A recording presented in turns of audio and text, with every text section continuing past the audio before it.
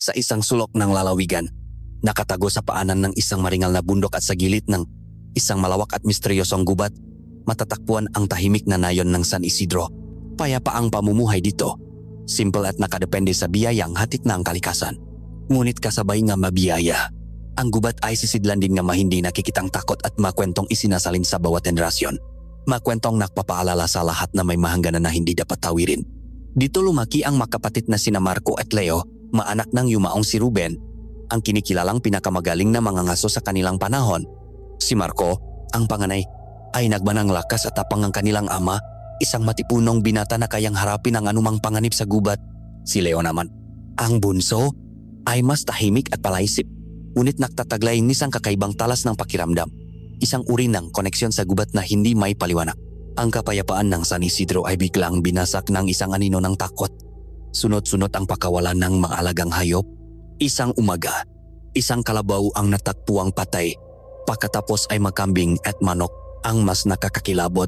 Ang mga bangkay ay hindi basta kinatay, kundi natuyot, na parabang sinipsip ang lahat ng dugo at buhay mula sa mga ito, butot balat na lamang ang naiwan. Ang takot ay mabilis na gumapang sa puso nga taga-nayon. Isang hapon, habang nakaayos na ang kanilang gamit sa pangangaso ang magkapatid, dumating si Chairman Victor, ang kanilang kapitan ng barangay. Sa kanyang mukha ay mababakas ang matinding pag-aala, ngunit sa likod ng kanyang mata ay may kumikislap na ibang intensyon. Humingi siya ng tulong kina Marco at Leo bilang matanging may sapat na kaalaman at tapang upang alamin kung anong uri ng nilalang ang gumagawa ng karumaldumal na ito. Ang nabakas ay tila patungo sa direksyon ng Bambang Lagim, sabi nga pitan sa nag-aalalang tinik. Sa pakarinig ng pangalan ng lugar na iyon, isang ipinakbabawal na bangin sa pinakamadilim na bahagi ng gubat, si Marco ay sumeryoso ang muka, habang si Leo naman ay biglang nakaramdam ng isang pamilyar na kilabot na gumapang sa kanyang likuran. Isang pakiramdam na malamig at luma, na parabang may isang bahagi ngang kanyang pagkataoang matagal nang nahihintay na matawag pabalik sa madilim na lugar na iyon. Sa pag-alis ni Chairman Victor, isang mabigat na katahimikan ang bumalot sa maliit na sala ng pamilya. Tanging ang lagitik ng kahoy sa kanilang kalan ang maririnig. Si Marco, na nakatayo malapit sa bintana, ay nakatanaw sa papalubok na araw. Ang kanyang panga ay matigas sa determinasyon. Sa kanyang isip, malinaw na ang kanilang gagawin. Tungkulin nila ito hindi lamang sa nayon, kundi sa alaala ng kanilang ama na siyang dating tagapagtanggol ng San Isidro. Hindi na natin ito maaring palampasin pa, Leo. Basak ni Marco sa katahimikan. Ang kanyang boses ay matatak at punong autoridad. Kung anuman ang nilalang na iyon, kailangan nating mahanap at tapusin bago pa may buhay ng tao ang maging kapalit. Si Leo, na nakaupo sa isang silyang yantok at hinahaplos ang isang lumang anting-anting na nakasabit sa kanyang lik, ay hindi kagad sumagot. Ang kanyang mamata ay nakapako sa sahig na kawayan, tila may malalim na iniisip. Ang kilabot na naramdaman niya kanina ay hindi pa rin nawawala. Bakos ay tila isang malamig na kamay na nakahawak sa kanyang batok. Alam ko, kuya, mahinang tugon niya. Pero iba ang pakiramdam ko dito. Hindi ito tulad ng pahuli natin sa mga baboy ramo o sa mga ligaw na usa. Ang Bambang Lagim, parang may tumatawag sa akin mula ron. Napakunot ang nuni Marco at hinarap ang kapatid. Tumatawag, anong ibig mong sabihin? Bago pa man makasagot si Leo, isang boses na puno ng pag-alala ang pumuto sa kanilang usapan. Hindi kayo pupunta doon. Mula sa kusina ay lumabas ang kanilang ina, si Aling Elena. Ang kanyang mukha ay namumutla at ang mamatay na lalaki sa takot. Narinig niya ang buong usapan. Paulit-ulit na ipinagbilin ng inyong ama na huwag kayong lalapit sa lugar na iyon. May sumpa ang Bambang Lagim, isang sumpa na mas matanda pa sa ating nayon. Lumapit siya sa kanyang maanak. Ang makamay ay nanginginig habang hinahawakan ang braso nila. Mga anak, pakiusap. Huwag ninyong suwayin ang habiling ng inyong ama. Kahit siya, na walang kinatatakutang anumang mabangis na hayop sa gubat, ay umiwas sa lugar na iyon. Sinasabi niya na iyon daw ang hangganan ng mundo ng tao at ng mundo ng hindi nakikita. Isang lugar kung saan ang kaluluwang, ligaw at nilalang ng dilim ay malayang naglalakad. Ang bawat salita ni Aling Elena ay may bigat ng isang babala, isang takot na matagal na niyang kinikimkim. Nakikita sa kanyang mata ang pait ng pakawala, ang takot na muling maranasan ang sakit ng pag-isa. Nawala na sa akin ang inyong ama dahil sa gubat na iyan. Hindi ko kakayanin kung pati kayo ay kukunin sa akin. Malumanay na hinawakan ni Marco ang makamay ng kanilang ina. Ang kanyang puso ay nahahabag sa takot nito, ngunit ang kanyang desisyon ay buo na. Inay, Naiintindihan po namin ang inyong pag-alala. Ngunit paano po ang nataganayon? Hindi po natin sila maaring babayaan. Itinuro sa atin ni Itay na ang lakas natin ay hindi para sa ating sarili lamang kundi para sa buong komunidad. Pangako po, mag-ingat kami. Hindi kami magpapadalos-dalos. Gagawin lang namin ang dapat gawin at babalik kami kaagad. Si Leo naman ay niyakap ang kanilang ina. Huwag po kayong mag-alala, inay. Makasama po kami ni Kuya. Babantayan namin ang isa't isa. Hindi po kami pababayaan na maalala at aral ni Itay. Kahit mabigat sa kanyang dibdib, nakita ni Aling Elena ang determinasyon sa mamatan ng kanyang mga anak. Ito ang dugong na nanalaitay sa kanila, ang dugong isang tagapagtanggol. Wala siyang nagawa kundi ang tumango, kasabay ng pakpatak ng kanyang maluha. Pumasok ang magkapatid sa isang maliit na silid sa likod ng kanilang bahay, kung saan nakatago ang lahat ng kanilang kagamitan sa pangangaso. Ang amoyng lumang kahoy, katat, at langis ay sumalubong sa kanila. Ang silid na ito ay parang isang dambana para sa kanilang ama. Dito nila unang natutunang humawang pa ng mga sangitak at magbasang mga senyales ng kalikasan. Kinuha ni Marco ang dalawang mahabang itak. Ang puluhan ang isa ay balot sa katat ng usa. Ang bakal ay makintap at walang kalawang, patunay ng maingat na pangangalaga. Ito ang itak ng kanilang ama. Habang hinahasa niya ito sa isang bato, naalala niya ang isang gabi kung kailan tinuruan siya ni Ruben. Ang talim ng itak, Marco, ay karuktong ng iyong braso. Ngunit ang tunay na talas ay wala sa bakal, kundi nasa isip na gumagamit nito. Laging maging alisto, laging maging handa. Kinuha naman ni Leo ang kanilang mapana, gawa sa matibay na kahoy ng anahon na pinatuyo sa loop ng maraming taon. Maingat niyang sinuri ang bawat isa, hinagot ang makinis na ibabaw at sinubukan ang tibay ng tali nito. Naalala niya ang turo sa kanyang ang ama habang sila'y nasa gubat. Ang hangin, Leo, ay may sariling wika. Pakinggan mo ang bulong nito sa mga dahon. Ang lupa ay may sariling tibok. Damhin mo ito sa iyong nga paa. Mas marami silang sasabihin sa iyo kaysa sa anumang nakikita ng iyong mamata. Ang maaral na iyon ang humubok sa kanila. Ang tapang ni Marco at ang talas ng pakiramdam ni Leo, kapapinagsama, ay isang puwersang kinikilala sa buong San Isidro. Inihanda nila ang kanilang masisitlan ng tubig, mapinatuyong karne at mga pangunang lunas. Bago sila tuluyang umalis, muling lumapit si Aling Elena. Sa pagkakataong ito, wala nang luha sa kanyang mamata. Napalitan ito ng isang taimtim na panalangin. May dala siyang dalawang maliliit na supot na gawa sa pulang tela. Naglalaman ito ng asin na binasbasan at abo mula sa sinunok na dahon ng gabi-gabi. Sabi niya habang isinasabit ang maito sa lik ng kanyang maanak, hindi man ito kasing talas ng inyong masandata. Ngunit ito ang magsisilbing panangga ninyo laban sa mamasasamang espiritu at mga nilalang na hindi nakikita. Ito ang aking dasal na gagabay sa inyo. Tinanggap nila ang ngamunting agimat, isang huling mahigpit na yakap ang kanilang ibinigay sa kanilang ina. Sa kanilang pahakbang palabas ng pinto, ang araw ay tuluyan ng lumubog. Ang maninong mapuno ay humaba at tila naging magkamay na nakaabang, handang humablot sa sinumang maglakasloob na pumasok sa kanilang kaharian. Nagsimula na ang kanilang paglalakbay patungo sa bambang ng lagim. Isang paglalakbay na hindi lamang susubok sa kanilang lakas at talino, kundi pati na rin sa kanilang pananampalataya at sa pinakatatagong sikreto ng kanilang dugo. Ang kadiliman sa gubat ay may sariling buhay. Sa ilalim ng manipis na sinangbo na sumasala sa makapal ng mga dahon, ang bawat anino ay tila isang nag-abang na nilalang at ang bawat ugoy nga sanga ay parang isang babala. Para kay Marco, ito ay isang pamilyar na teritoryo. Ang kanyang mamata ay sanay sa dilim. Ang kanyang matay nga ay kayang kilalanin ang bawat kaluskos. Ngunit sa gabing ito, may kakaiba. Ang katahimikan ay masyadong malalim, masyadong mabigat. Maging ang magulilik ay tila nagtatago sa takot. Maingat niyang sinundan ang mabakas na iniwan ni Chairman Victor. Ang nga ito ay malinaw pa sa mamasa-masang lupa. Bawat yapa niya ay kalkulado. Bawat galaw ay walang tunog. Isang disiplinang natutunan mula sa kanilang ama. Sa kanyang likuran, sumusunod si Leo. Ang kanyang nagalaw ay kasing tahimik ng sa kapatid, ngunit ang kanyang pandama ay nakatuon sa ibang bagay. Habang lumalayo sila sa nayon, ang pamilyar na amoy ng gubat, ang halimuyak ng gabulaklak, ang basang lupa, at ang nabubulok ng gadahon ay unti-unting napapalitan ng isang amoy na mapanghi at metaliko, tulad ng pinahalong bulok na karne at lumang dugo. Dito na nila natakpuan ang unang senyales. Tingnan mo ito, bulong ni Marco. Nakaturo ang dulo ng kanyang ita sa isang marka sa lupa. Hindi ito ang bakas na kanilang hinahanap. Ito ay bakas ng isang hayop na tumatakbo para sa kanyang buhay.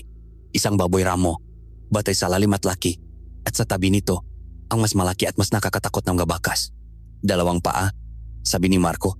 Ang kanyang boses ay naglalaman ng pagtataka at pagkaalala. At ang bigat, napakabigat.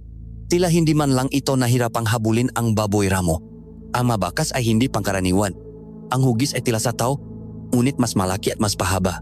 Sa dulong bawat isa ay may 3 mahahabang daliri na may matutulis na kuko, bumaon ng malalim sa lupa na para bang gawa sa bakal. Bawat hakbang ay may layong halos dobleng sa isang normal na tao, isang patunay ng hindi kapani-paniwalang bilis at lakas. Habang patuloy sila sa paglakat, mas lalong nagiging kakatwa ang paligid. Ang mapuno ay tila mas nagiging baluktot at mas matatanda. Ang kanilang masanga ay parang mabutuhang kamay na nakaumang sa kalangitan. Ang lamig ay mas tumitindi. Hindi ang karaniwang lamig ng gabi, kundi isang lamig na tila tumatagos hanggang sa buto. Para naman kay Leo, ang paglalakbay na ito ay isang uri ng pagpapahirap. Ang mahinang ugong na nararamdaman niya kanina sa nayon ay isa na ngayong malakas na tibok, isang resonansyang tila nakmumula sa kailaliman ng lupa at sumasabay sa pintig ng kanyang puso. Ang mga bulong ay mas lumilinaw na rin. Hindi niya maintindihan ang masalita, ngunit nararamdaman niya ang kanilang kahulugan. Isang tawag, isang pangakit, isang paanyaya na umuwi. Ang kanyang mapandama na dati isang biyaya ay isa na ngayong sumpa. Ang kanyang paningin ay nakakakita nga mabilis na galaw sa gilid ng kadiliman na hindi napapansin ni Marco. Ang kanyang pandinig ay nakakarinig nga kaluskos sa ilalim ng lupa, nga pahingang hindi dapat marinig. At ang kanyang pangamoy, nasasagap niya ang takot ng nga maliliit na hayop na nagtatago, ang amoy ng kamatayan na nakakapit sa bawat puno. Ayos ka lang ba, bunso? Tanong ni Marco. Napansin ang pamumutla at ang butil-butil na pawis sa nungang, kapatid kahit pamalamig ang paligid. Namumutla ka. Pilit na ngumiti si Leo. Ayaw niyang makaalala pa ang kanyang kuya. Ayos lang kuya. Siguro ay dahil sa pagod lang at sa lamig, hindi ako sanay sa ganitong katahimikan. Ngunit sa luplop niya, isang digmaan ang nagaganap. Isang bahagi niya ang gustong tumakbo palayo, pabalik sa init at liwanag ng kanilang tahanan. Ngunit may isa pang bahagi, isang mas madilim at mas makapangyarihang bahagi na gustong magpatuloy, na gustong alamin kung ano ang naghihintay sa dulo nga bakas na ito. Ang pakiramdam na parang may tumatawag sa kanya ay mas lumalakas. Nakakagulat, habang papalapit sila sa kinatatakutang bambang lagim, ang takot na nararamdaman niya ay unti-unting nahahaluan ng isang pamilyar na pakiramdam na parabang matagal na niyang alam ang daan patungo dito. Makalipas ang isa pang oras ng paglalakad, bigla silang napatigil. Ang amoy ng dugo ay hindi na mapagkakaila, napakatindi at nakakasuka. Dinala sila nga bakas sa isang maliit na patak na lugar sa gitna ng mga naglalakihang puno. At doon, sa ilalim ng maputlang liwanag ng buwan, nasaksihan nila ang isang imahe mula sa isang masamang panaginip. Nakahandusay ang bangkay ng isang kalabaw. Isang malaking kalabaw na karaniwang kailangan pang 3 hanggang 4 na tao para mapabaksak. Ngunit ang kalagayan nito ang siyang nagpatinig sa kanilang nga balahibo. Ang katawan ng hayop ay gutay-gutay. Ang nga tadyang nito ay bali at nakatrupay taas, na parabang ang dibdib nito ay binuksan mula sa lup. Ngunit ang pinakanaka, kakilabot sa lahat ay ang laman nito. Ito ay kulay abo at tuyot, na parabang lahat ng katas, dugo at buhay ay marahas na hinigop palabas. Iniwan itong parang isang tuyong baw. Namilok ang nga mata ni Marco. Sa buong buhay niya bilang mangangaso, ngayon lamang siya nakakitang ganito. Anong klaseng nilalang ang may gawa nito? Nanginginig niyang tanong. Ang kanyang tapang ay biglang naglaho at napalitan ng isang dalisay na takot. Ito ay gawang isang nilalang na hindi lamang malakas, kundi uhaw sa buhay mismo. Tumingin si Leo sa bangkay at kasabayng pangingilabot. Isang kakaibang sensasyon ang kanyang naramdaman sa kanyang tiyan. Isang matinding gutom, isang primal na pagnanasa na hindi niya maintindihan. Nakngangalit ang kanyang mangipin habang pilit niyang nilalabanan ang madilim na bugso na iyon. Napahawak siya ng mahigpit sa munting supot na bigay ng kanyang ina. Ang tela nito ay tila nakbibigay ng kaunting init laban sa kadilimang gumagapang sa kanyang kalooban. Sa tabing kalunos-lunos na bangkay, ang mabakas ay pinakamalinaw at lahat ng ito ay nakaturo sa isang direksyon, sa isang madilim at malawak na siwang sa lupa, isang sugat sa kalikasan na tila bumubugang ang malamig at mabahong hangin. Ang pasukan ng bambang lagim, dun sila nakatayo. Sa hangganan ng kanilang nalalaman at ng isang bangungot na nakabang. Hinikpitan ni Marco ang hawak sa kanyang ita. Ang kanyang mukha ay naging isang maskara ng bakal na determinasyon. Si Leo naman ay nakatingin sa madilim na pasukan at sa kauna-unahang pagkakataon, ang mabulong sa kanyang isip ay naging isang malinaw na salita. Halika. Ang hangin na bumubuga mula sa siwang ng bambang lagim ay may dalang kamatayan. Bawat bukso nito ay tila isang hininga mula sa isang libingan, malamig, mabaho at nangangako ng walang hanggang kadiliman. Nagkatinginan ang magkapatid. Sa mga mata ni Marco ay makikita ang bakal na determinasyon na sinubong ng takot. Sa mga mata naman ni Leo, ang takot ay nahahaluan ng isang hindi may paliwanag na pangakit, na parabang ang madilim na butas na iyon ay isang sugat sa mundo na may koneksyon sa isang sugat sa loob ng kanyang kaluluwa. Hindi na tayo maaring umatras. Sabi ni Marco, ang kanyang boses ay bahagyang nanginginig ngunit matatag. Kinuha niya ang isang lamparang degaas mula sa kanyang sisidlan at sinindihan ito. Ang malit na apoy ay nagbigay ng ninginig na liwanag. Sapat lamang upang ipakita ang unang ilang talampakan ng kanilang bababaan. Naktali si Marco ang isang makapal na lubid sa isang malaking ugat ng puno at inihagis ang kabilang dulo sa kadiliman. Ako ang mauna. Sumunod ka lang sa akin. Huwag kang bibitaw, anuman ang mangyari. Tumango si Leo, hinikpitan ang hawak sa kanyang pana at sinubukang huwag pansinin ang nabulong na ngayon ay tila mga sigaw na sa kanyang isipan. Ang kanilang pagbaba ay isang mabagal at nakakapangilabot na karanasan. Ang daan ay hindi isang tuwid na lagusan, kundi isang paikot-ikot na bangin na tila walang katapusan. Ang mabato sa paligid ay hindi tuyo. Bakus ay nababalutan ng isang madulas at maitim na likido na hindi tubig. May amoy itong parang nabubulok na halaman at dugo. Ang tanging naririnig nila ay ang kanilang sariling pahinga. Ang paktalsik ng maliliit na bato sa bawat kanilang galaw. At isang mahinang tunok mula sa kailaliman. Isang tuno na paulit-ulit at may ritmo na parabang isang higanteng puso na mabagal na tumitibok. Para kay Marco, bawat anino ay isang potensyal na panganib. Ang kanyang mamata ay hindi tumitigil sa pag-usisa sa paligid. Hinahanap ang anumang senyales ang nilalang na kanilang sinusundan. Para naman kay Leo, ang bawat anino ay tila may mukha. Nakakakita siya nga hubok na gumagalaw. Makapares ng matang kumikislap at agad ding nawawala. Ang tawak ay mas malakas na ngayon. Isang pangakong kapangyarihan at kaalaman. Isang tukso na halos hindi niya kayang labanan. Ang agimat na bigay ng kanyang ina ay umiinit sa kanyang dibdib. Isang malit na kalasak ng liwanag laban sa rumaragas ang kadiliman sa loob at labas niya. Pagkatapos ng tila walang katapusang pakbaba, narating nila ang sahig ng bangin. Isang malawak na kuweba ang bumungat sa kanila. Ang liwanag ng kanilang lampara ay tila nilalamon ng kadiliman ng lugar. Dito, ang amoy ay mas matindi. At nakita nila kung bakit sa sahi ng kuweba ay nakalat ang ngabuto. Ngabutong iba't ibang hayop, baboy ramo, usa, kalabaw. Ngunit sa pagitan ng maito may ngabutong mas nakakakilabot. Ngabungo at tadyang nawalang dudang galing sa tao. Ito ay isang pugat, isang kainan. Ang tunong tumitibok na puso ay mas malakas dito at natukoy nila ang pinanggagalingan nito. Isang malaking kumpol ng itim na bato sa gitna ng kuweba na tila may sariling buhay. Bahagyang kumikibot sa bawat tibok. Diyos ko, bulong ni Marco, hindi maalis ang tingin sa makalansay. Ilang buhay na ang kinuha ng halimaw na ito.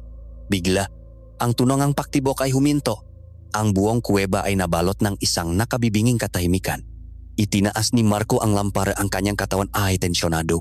Nasaan siya? Tanong ni Leo, ang kanyang pana ay nakaumang sa kadiliman sa kanilang harapan. Nandito lang siya. Nararamdaman ko. Ngunit ang panganib ay wala sa kanilang harapan. Ito ay nasa itaas. Mula sa kisaming ang kuweba, sa pagitan ng nga matutulis na stalactite, isang anino ang biglang gumalaw at bumitaw. Hindi ito basta nahulok. Ito ay bumulusok na parang isang paniki. Ang kanyang malalaking pakpak na gawa sa katat ay gumawang isang malakas na haginit sa hangin. Ang nilalang ay may anyong tao ngunit balingkinitan at ang balat ay kulay abo at tuyot na parabang mahigpit na nakabalot sa kanyang ngabuto. Ang mga braso at binti nito ay abnormal na mahahaba at nagtatapos sa mga kukong parang kutsilyo at ang mukha nito ay isang bangungot. Walang ilong, tanging dalawang butas at ang bibig ay bumubuka ng napakalawak, nakpapakita ng ngiping matutulis na parang karayom. Ang mga mata nito ay hindi pula, bakus ay dalawang nagbabagang tuldok ng dilaw na apoy, puno ng talino at kalupitan. Bago pa man sila makakilos, ang nilalang ay nasa harapan na ni Leo. Itinaas nito ang kanyang makuko, handang wakasan ang buhayng binata. Leo, malakas na sigaw ni Marco. Sa isang iglap, Itinula niya ang kanyang kapatid at sinalo ang atake gamit ang kanyang ita. Isang nakakabinging tunok ngang bakal na tumama sa isang bagay na kasing tigas ngang bato ang umaling-aungaw sa kuweba. Ang nilalang ay umiktat paatras. Ang mamata ay nag-apoy sa galit. Sumugot muli ito ng may hindi kapanipaniwalang bilis. Ang bawat galaw nito ay malabo at mahirap sundan. Umiwas si Marco sa isang atake at sinubukang tagayin ito sa lake, ngunit ang nilalang ay masyadong mabilis. Ginamit nito ang sariling makuko para salagin ang ita. Lumilihang makislap ng apoy sa bawat paktama. Samantala, bumangon si Leo at mabilis na nakpakawala ng isang palaso. Tumama ito sa balikat ng nilalang, ngunit tila isa lamang itong kagat ng lamok. Hinugot ng nilalang ang palaso ng walang kahirap-hirap. Isang ngisi ng pang-insulto ang lumitaw sa kanyang karimari-marim na muka. Nakakita ng pagkakataon si Marco. Mabilis siyang dumampot ng isang dakot ng alikabok at ibinato ito sa mukha ng nilalang. Umurong ang halimaw, panandaliang nabulag, ito na ang pagkakataon. Sumugot si Marco. Ang kanyang ita ay nakaamba para sa isang tiyak na kamatayan. Ngunit sa kanyang pagkabulag, ang nilalang ay umikot at nagpakawala ng isang marahas na atake. Ang isa sa kanyang makuko ay dumaan sa hangin na parang talim at humiwas sa braso ni Leo na nun ay naghahanda ng isa pang palaso. Daing ni Leo sa sakit. Ang sariwang dugo ay tumasik sa sahig na bato. Sa sandaling iyon, isang kakaibang bagay ang nangyari. Ang amoy ng dugo ni Leo ay tila pumuno sa buong kuweba. Ang nagwawalang nilalang ay biglang natigilan. Ang kanyang marahas na pag-atake ay huminto. Dahan-dahan itong lumingon kay Leo. Ang madilaw na mata nito ay hindi na nag-apoy sa galit, kundi nanalaki sa isang bagay na hindi may paliwanag. Pagkabigla, pagtataka at di kapakilala. Tila hindi na nito alintana si Marco na handa ng sumaksak. Dahan-dahan itong humakbang palapit kay Leo na napapatras habang hawak ang kanyang duguan at masakit na braso. Ang nilalang ay umungol, isang tunok na nakmumula sa kailaliman ng kanyang dibdib, isang tunok na hindi na punok taksik, kundi ngang pagkalito. At pagkatapos, sa isang boses na kasing lumang mabato sa paligid nila, isang boses na garagal at tila hindi na ginamit sa halop ng 1,000 taon. Bumulong ito ng isang pangalan na umaling-aungaw hindi lamang sa kuweba, kundi sa kaibuturan ng kaluluwa ni Leo. Leo, ang sandali ng pakabigla na iyon ang nagbigay ng pagkakataon kay Marco. Buong lakas niyang isinaksak ang kanyang ita sa tagiliran ng nilalang. Isang nakakabinging sigaw na hindi galing sa hayop o tao ang pumuno sa kuweba, isang sigaw ngang sakit at pagtataksil. Marahas na inihagis ng nilalang si Marco sa pader ng kuweba, bumaksak si Marco na may kasamang daing. Ngunit ang nilalang ay hindi na sumunod pa. Hawak nito ang kanyang tagiliran kung saan nakabaon ang itak, at ang nga nagliliyap na mata nito ay nakapako pa rin kay Leo. Punong isang emosyong hindi mabasa. "Takbo, Leo! Umalis na tayo dito!" Sigaw ni Marco habang pinipilit bumangon. Natauhan si Leo mula sa kanyang pagkatulog. Inila niya ang kanyang kapatid at sabay silang tumakbo pabalik sa dinaanan nila. Ang kanilang mapuso ay dumadagundong sa kanilang nga dibdib. Hindi sila lumingon, ngunit alam nilang hindi sila hinahabol. Pag-akyat nila sa lubid, bawat galaw ay puno ng pagmamadali at takot. Hanggang sa wakas, narating nila ang bukana at bumaksak sa damuhan, humihingal, nanginginig at basang-basang pawis. Ligtas sila mula sa kuweba. Ngunit alam nilang ang tunay na panganib ay nagsisimula pa lamang. Tiningnan ni Leo ang malalim na hiwa sa kanyang braso. Ang sakit ay napapalitan ng isang kakaibang lamig at pangingilik na para bang may isang bagay na gumagapang mula sa sugat papasok sa kanyang maugat. At sa kanyang isipan, paulit-ulit na umuulit ang bulong na iyon. Ang kanyang pangalan mula sa bibig ng isang bangungot, isang susi na nakbukas ng isang pinto sa pinakamadilim na silid ng kanyang pagkatao. Ang paktakas mula sa bambang lagim ay hindi nagbigay sa kanilang kapayapaan. Bakos ay isang mas malalim na uring kaba. Ang katahimikan ng gubat sa labas ay tila isang mapanlilang na kumot na nagtatago sa katotohanang dinala nila ang lagim palabas ng kuweba. Hindi sa kanilang gaalaala, kundi sa mismong dugo at laman ni Leo. Humihingal silang sumandal sa isang malaking punong balete. Pinipilit na pakalmahin ang kanilang mapusong walang tigil sa pagdagundong. "Patingin na ang sugat mo, bunso," sabi ni Marco. Ang kanyang boses ay seryoso habang hinuhubad ang punit at maruming tela na ipinulupot ni Leo sa kanyang braso. Agad na hinila ni Leo ang kanyang braso. Isang kilos na puno ng pag-iwas. "Huwag na. Kuya, gasgas lang ito." Mas malala pa yata ang tama mo sa likod noong ibinaksak kaniya sa pader. Dahilan niya, pilit na itinatago ang nanginginig niyang kamay. Ngunit hindi nagpatinak si Marco. Bilang mangangaso, alam niya ang kahalagahan ng paggamot sa anumang sugat, gaano man ito kaliit. Hinawakan niya ng mariin ngunit maingat ang braso ng kapatid at dahan-dahang inalis ang tela. Ang kanilang lampara ay nagbigay liwanag sa sugat at ang nakita ni Marco ay nagpatigil sa kanyang pahinga. Hindi ito isang ordinaryong hiwa. Oh, malalim ito at may habang ang isang dangkal, ngunit walang gaanong dugo. Ang magilit ng sugat ay hindi mapula, kundi nangingitim na parabang ang laman ay namamatay. At mula sa maitim na hiwa, may mga sinulid na itim na ugat na gumagapang sa ilalim ng balat ni Leo. Kumakalat na parang isang gagambang lason na unti-unting nilulukop ang kanyang buong braso. Ano ito? Tantanong ni Marco. Ang kanyang boses ay isang pinahalong pakamangha at matinding takot. Hindi ito normal, Leo. Parang may lason ang kuko ng halimaw na iyon. Nagsimulang mamuang pawis sa ni Leo. Paano niya ipapaliwanag ang isang bagay na kahit siya ay hindi maintindihan? Paano niya sasabihin na ang sugat ay hindi lamang masakit kundi malamig at ang lamig na iyon ay tila may sariling buhay gumagapang papasok sa kanyang puso? Baka marumi lang ang kuko niya, kuya, sabi niya. Pilit na pinapakalma ang kanyang boses. O baka may kung anong halaman doon sa kuweba na dumikit sa kanya. Huwag kang mag-alala, gagaling din ito. Kumuha si Marco ng malinis na tela at tubig mula sa kanilang baunan. Habang nililinis niya ang sugat, napansin niyang hindi man lang dumaing si Leo sa sakit. Sa halip, ang mga mata nito ay nakapikit. Ang kanyang panga ay maring nakatikom na parabang may isang matinding laban na nagaganap sa kanyang kalooban. Kahit punong pagdududa, itinali ni Marco ang sugat. Kailangan nilang makabalik sa nayon sa lalong madaling panahon. Ang paglalakbay pabalik ay isang uri ng impyerno para kay Leo. Ang lason o kung anuman ang itim na bagay na iyon ay mabilis na kumakalat. Ang lamig ay nararamdaman na niya hanggang sa kanyang dibdib.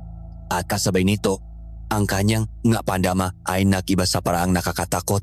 Ang kanyang pandinig ay naging napakatalas. Ang bawat tuyong dahon na natatapakan ng kanyang kuya ay parang isang malakas na pakbaling ang buto sa kanyang tainga.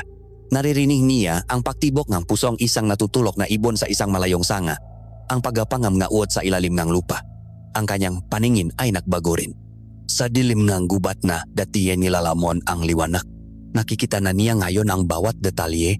Nakikita niya ang bawat hiblang ng balahibo ng isang paniki na lumilipat. Ang init na nakmumula sa katawan ng isang daga na nakatatago sa isang butas.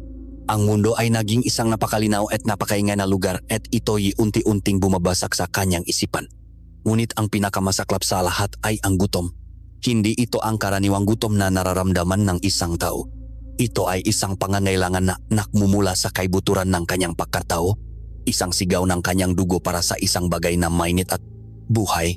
Nang isang kuneho ang biglang tumawid sa kanilang daraanan. Ang unang reaksyon ni Leo ay hindi ang itaas ang kanyang pana. Ang kanyang katawan ay nanigas, ang kanyang mga kalamnan ay nanikip, at isang ungol ang namuo sa kanyang lalamunan. Naramdaman niya ang kanyang magilagit na kumakati, na parabang may gustong tumubo mula sa maito. Ang kanyang makuko ay bumaon sa kanyang palat habang pilit niyang pinipigilan ang sarili na habulin ang maliit na hayop.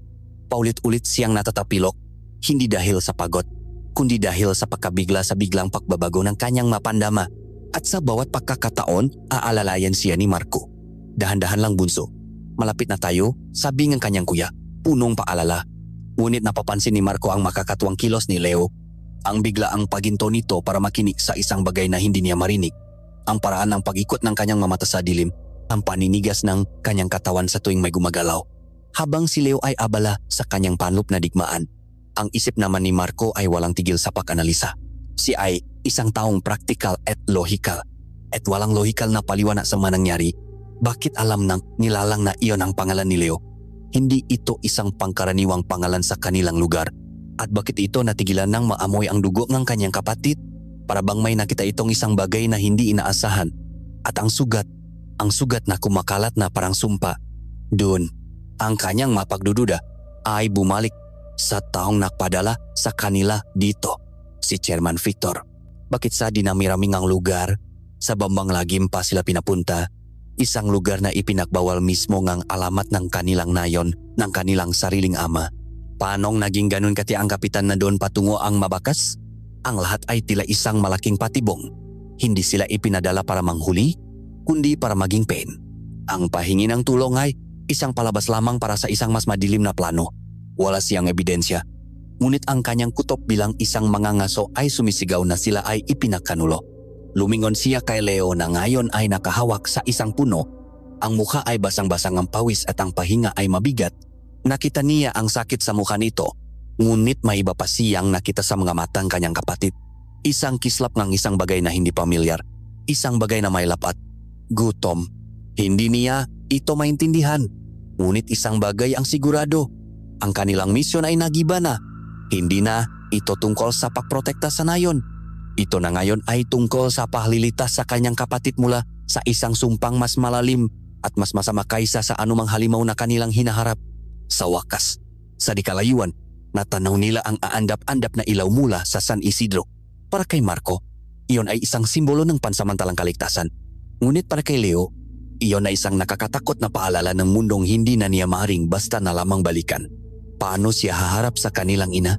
Paano siya mabubuhay kasama ang ibang tao kung sa halip niya ay may isang halimaw na nagsisimula ng magising at sumisigaw sa gutom? Nakatayo sa gilid ng gubat, tanaw ng makapatid, ang aandap-andap na ilaw ng San Isidro. Ang nayon na dati simbolo ng kaligtasan ay isa na ngayong paalala ng panganib na kanilang kinakaharap. Ang pagbabalik ay hindi na isang simpleng pag-uwi. Hindi tayo pwedeng bumalik doon. Biglang sabi ni Marco, ang kanyang boses ay may nangunit punong bigat. Napalingon si Leo. Ang kanyang mukha ay naguguluhan. Pero kuya, kailangan nating sabihin sa kanila ang tungkol sa halimaw. Kailangan nilang maghanda. Umiling si Marco, ang kanyang mata ay madilim at seryoso. At ano ang sasabihin natin, Leo? Na may isang nilalang sa kuweba na alam ang pangalan mo? Na ang sugat mo ay hindi gumagaling kundi kumakalat na parang sumpa? Sila ay matatakot. Pero sa iyo sila, unang matatakot. Ang masalita ang kanyang kuya ay tumama kay Leo na parang isang malakas na suntok. Tama siya. Paano haharapin ng mataganayon ang isang katotohanan kahit siya ay hindi maintindihan? Paano kung ang takot nila ay maging dahilan upang itakwil siya o mas masahol pa? Idinakdak pa ni Marco. At paano kung anuman iyang nasa braso mo ay nakakahawa? Hindi natin pwedeng isugal ang kaligtasan ni inay at ng buong nayon. Bago tayo bumalik, kailangan nating nga masagot. Kailangan nating malaman kung bakit nangyayari ito sa iyo at kung ano ang tunay na papel ni Chairman Victor sa lahat ng ito. Ang pagbanggit sa pangalan ng kapitan ay nakalap sa determinasyon ni Marco. Pakiramdam ko ay ipinain niya tayo, Leo. At hindi ako papayak na hindi malaman kung bakit. Sumangayon si Leo, hindi dahil sa galit, kundi sa takot sa kanyang sarili. Ang pag-iwas sa nayon ay isang paraan upang protektahan sila mula sa kung anuman ang unti-unting sumasakop sa kanyang pagkatao.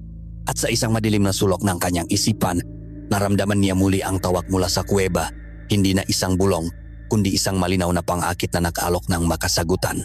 Nagpasya sila, hindi sila babalik sa nayon. Babalik sila sa pugat na halimaw. Ngunit sa pagkakataong ito, hindi sila papasok bilang mabiktima. Papasok sila bilang mamangangaso na nagmamanman. Gamit ang kanilang kaalaman sa gubat, inikot nila ang bambang ng lagim, hinahanap ang ibang daan. Sila ay umakyat sa mas mataas na bahaging bangin kung saan ang mabato ay mas matutulis at ang daan ay mas mapanganib. Pagkatapos ng halos isang oras na pag-akyat, natakbuhan nila ang isang maliit na siwang na natatakpan ng gabaging, halos hindi mapapansin.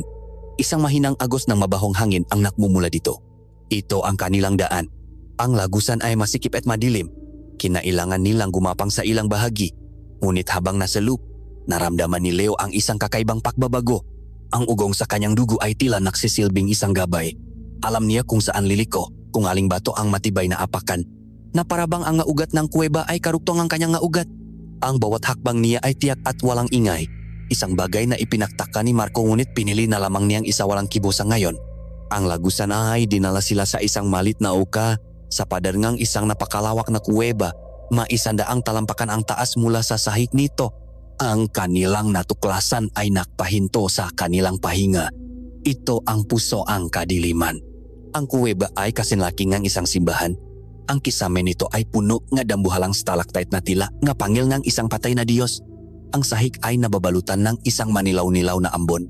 Ang liwanag ay hindi nagmumula sa sulo, kundi sa makakaibang kabuti na tumutubo sa makapader. Naglalabas ng isang nakakahilong kulay berde at lila na liwanag. At sa gitna ng lahat, nakatayo ang isang dambuhalang altar na gawa sa itim at kumikinang na bato. Ito ang pinakmumulan ng tibok na kanilang narinig kanina, ngunit ngayon ito ay mas malakas. Isang nakakabinging dagundong na yumayanik sa buong kuweba.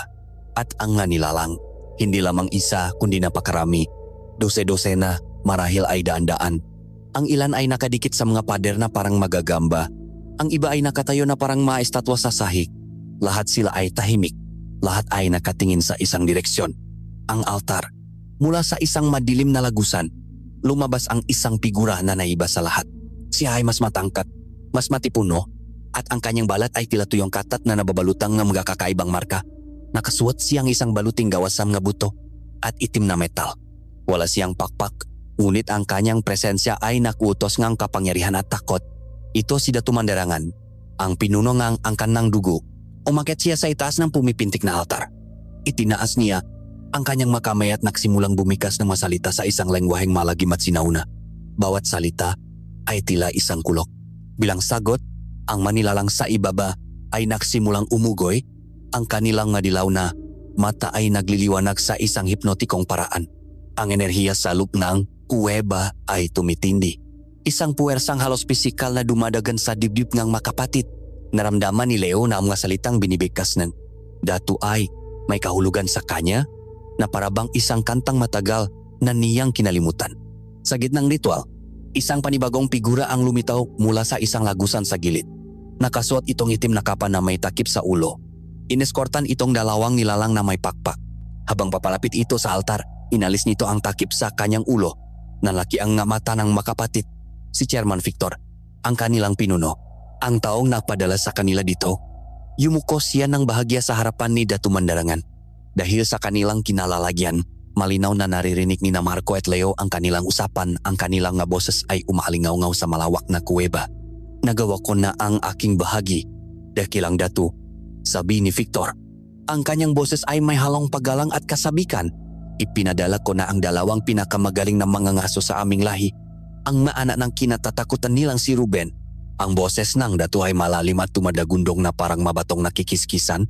Magaling ang kanilang dugo, lalo na ang dugo ng bunso ay nagtataglay ng sinaunang kapangyarihan. Ito ang magsisilbing susi upang palakasin ang ating angkan at basagin ang selyo na nakukulong sa atin sa gubat na ito. Sa pagdating ng pulang buwan, ang kanilang buhay ang magiging alay. Ang kanilang sakripisyo ang magiging hudyat ng ating muling paghahari sa ibabawang lupa. At ang aking gantimpala? Tanong ni Victor. Hindi may tago ang kasakiman sa kanyang boses. Ang walang hanggang buhay at kapangyarihan na iyong ipinangako? Isang mabagal at malagim na ngiti ang gumuhit sa mga labi ni Datu Mandarangan. Makakamit mo ang higit pa sa iyong inaasahan, hamak na mortal. Kapag ang San Isidro ay ganap ng maging aming lupain, ikaw ang mamamahala dito bilang aming gobernador, ang aming tapat na alagang aso. Isang mahinang paktawa ang kumalat sa buong kuweba na sinundan ng mahalahak ng ibang manilalang. Sa kanilang pinagtataguan, ang mundo ngang makapatit ay gumuho. Ang bawat salita ay parang isang patalim na itinarak sa kanilang mapuso. Hindi sila pain, sila ang alay. At si Leo, ang kanyang dugo, ang susi. Biglang nakaroon ng kahulugan ang lahat. Ang tawag, ang pakilala ng halimaw, ang kakaibang sugat. Napatingin si Leo sa kanyang braso, sa mga itim na ugat na ngayon ay halos abot na sa kanyang balikat. Hindi siya isang biktima na tinamaan ng sumpa. Siya pala ang mismong sumpa. Hinawakan ni Marco ang puluhan ng kanyang ita. Ang kanyang nga buko ay namumuti sa tindi ng pagpigil sa kanyang galit. Ang kanyang tingin ay nakapako kay Victor. Isang tingin na nangangako ng kamatayan. Sila ay nakakulong, mataas sa itaas ng isang pugat ng mahalimaw, at nalaman nilang ang kanilang kapalaran ay mataga ng isinulat ng isang taksil at ng isang demonyo. Ang katahimikan na bumalot sa kuweba matapos ang usapan ng dalawang taksil ay mas mabigat kaysa sa isang bato. Para kina Marco at Leo, ang bawat paktibok ng kanilang puso ay isang malakas na dagundong sa kanilang matainga. Ang katotohanan ay isang lason na mabilis na gumapang sa kanilang diwa. Mas mabilis pa kaysa sa itim na sumpang kumakalat sa braso ni Leo. Sa sobrang galit, hindi napigilan ni Marco ang kanyang sarili. Ang kanyang kamay na mahigpit na nakahawa sa puluhan ng kanyang ita na nakasabit sa kanyang likuran ay bahagyang gumalaw. Ang dulo ng bakal ay kumaskas sa batong kanilang pinagtataguan. Isang napakahinang tunok, isang tunok na hindi maririnig sa karaniwang gabi sa gubat. Ngunit sa loob ng kuwebang iyon kung saan ang bawat pandama ay heightened, ang tunok na iyon ay parang isang siga Sa isang iglap, lahat ay nakbago. Ang daan-daan manilalang na kaninay, nakatayo na parang maestatwa ay sabay-sabay na gumalaw. Isang daang pares ngang matang dilaw ang sabay-sabay na tumingala, hindi sa pangkalahatang direksyon, kundi diretso sa malit na uka kung saan sila nagtatago. Walang pag-alinlangan, walang paghahanap. Alam na nila. Kasabay nito, si Datu Mandarangan, na nakatayo pa rin sa ibabaw na altar, ay dahan-dahang ngumiti. Hindi niya kailangan ng tunok. Naramdaman niya ang biglaang pag-alap ng dugo sa kaloban ni Leo. Isang reaksyon sa katotohanang narinig nito. Nandito na ang ating panauhing pandangal. Wikang Datu, ang kanyang boses ay isang malamig na bulong na umalingaw-naw sa buong kuweba. Ang nawawalang dugo ay nagbalik na. Iyon ang hudyat. Bago pa man makakilos ang makapatit para umatras, ang nilalang na may pakpa na nakadikit sa mga pader ay bumitaw gamit ang kanilang nga kuko. Umakyat sila sa pader ng may bilis na hindi ka panipaniwala na parabang ang grabidad ay isang suwestiyon lamang para sa kanila. Ang kanilang magalaw ay parang sa magagamba at paniki, mabilis at nakakakilabot. Wala ng laban, wala ng paktakas. Ang maliit na uka ay biglang napuno nga anino, makamay na may mahabang kuko ang humablot sa kanila. Sinubukan ni Marco na bunutin ang kanyang ita ngunit isang malakas na palo sa kanyang likod ang nagpahiga sa kanya. Si Leo naman ay hindi man lang pumalag. Ang kanyang katawan ay nanigas sa pagkabigla at sa bigat ng katotohanang kanyang nalaman. Kinalatkat sila pababa mula sa kanilang pinaktataguan na parang manggabasahan at marahas na inihagis sa panan ng itim na altar. Bumaksak sila sa malamig na bato. Ang kanilang mamukha ay ilang pulgada na lamang ang layo mula sa nanginginig na sahig. Sa kanilang harapan, si Chairman Victor ay nakatayo. Isang ngising ang tagumpay ang nakaguhit sa kanyang mukha. Dahan-dahang bumaba mula sa altar si Datu Mandarangan. Ang kanyang taas at presensya ay mas nakakatakot ngayong malapitan. Ang bawat hakbang niya ay tila yumayanik sa lupa. Hindi niya pinansin si Marco na pilit bumabangon habang dumudurang ang dugo. Ang kanyang nga mata, nakasing tanda ng panahon, ay nakapako lamang kay Leo. Lumuhot ang Datu sa harapan ng nanginginig na binata. Inangat nito ang baba ni Leo gamit ang isang daliring may kukong kasing itim ng gabi. Huwag kang matakot, sabing Datu. Ang kanyang boses ay hindi na dumadagundong. Bakus ay naging isang kakaibang tini na may halong. Lambing, matagal ka naming hinintay. Tiningnan niya ang sugat sa braso ni Leo. Hinawakan niya ito. Sa halip na sakit, isang alon na itim na enerhiya ang naramdaman ni Leo. Isang pamilyar na init na tila gumigising sa bawat himay-may kanyang pagkatao. Sa wakas nagbalik ka na sa iyong tahanan, Apo. Ang salitang Apo ay tumama kay Leo na parang isang kidlat. Hindi, sinungaling ka. Sigaw ni Leo, pilit na binabawi ang kanyang sarili. Ang mga magulang ko ay sina Ruben at Elena, isa akong tao. Tumawa ng mahina ang Datu. Isang tunok na parang mga tuyong dahong nakikiskisan. Si Ruben, ang dakilang mga ngaso. Isang hangal na nakakalang kaya niyang itago ang buwan sa likod ng isang dahon. Tumingin siya sa mamata ni Leo. Ang iyong lolo, ang aking kapatid sa dugo, ay isa sa pinakamakapangyarihan sa ating angkan. Ngunit siya ay naging mahina. Umibig siya sa isang mortal, isang babaeng taga-nayon. Dahil sa pagtatasil na iyon, sila ay pinarusahan at itinakwil. Ngunit bago sila naglaho, nakbunga ang kanilang ipinagbabawal na pag-ibig. Isang batang may dugong nag-apoy ang iyong ina at ikaw ang kanyang anak. Ang iyong dugo ay hindi basta dugo ng isang aswang. Ito ang dugo ng isang sinaunang linya, isang dugong kayang mag-utos sa gabi at sa araw. Ikaw ang tinatawag naming nawawalang dugo, ang aming prinsipe. Ang bawat salita ay isang dagok sa pagkatao ni Leo. Ang mapirasong kanyang buhay, ang kanyang kakaibang koneksyon sa gubat, ang mabulong na siyalang ang nakakarinig, ang reaksyon ng halimaw sa kanyang dugo, lahat ay nakaroon isang nakakatakot na kahulugan. Huwag mo siyang pakinggan, Leo. Sigaw ni Marco na pupumiglas sa pagkahawak ng dalawang nilalang. Nililito ka lang niya. Isa siyang demonyo. Kapatid kita. Dito na sumingit si Chairman Victor. Lumalakad papalapit na may pagmamalaki. Kapatid? Nakakatawa, sabi niya. Dinuraan ang sahig malapit kay Marco. Ang kinikilalang may giting na tagapagtanggol ng San Isidro ay nag-alaga pala ng isang halimaw sa sarili niyang pamamahay. Isang ahas sa kanyang dibdib, umarap siya kay Marco. Ang kanyang nga mata ay nakapoy sa ingit at galit. Palagi na lang si Ruben. Ruben ang magaling. Ruben ang matapang. Palagi akong anino lamang niya. Ngunit tingnan mo ngayon, ang inyong ama ay isang alamat.